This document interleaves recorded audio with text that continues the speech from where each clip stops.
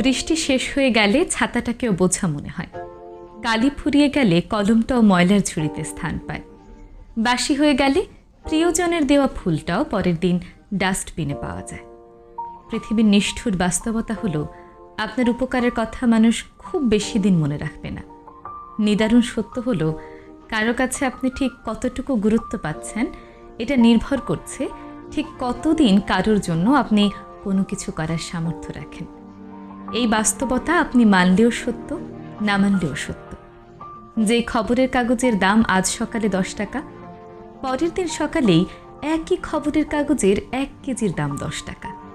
Academic লাইফে বছরের শুরুতে যেই বইগুলো আপনি ভীষণ গুরুত্ব সহকারে কিনে আনেন, বছর ঘুরতে না ঘুরতেই সেই বইগুলোই আপনি কেজি দরে বিক্রি করে দেন। এভাবে সময়ের সাথে সাথে দাম কমে যায় সবার, সব কিছুর।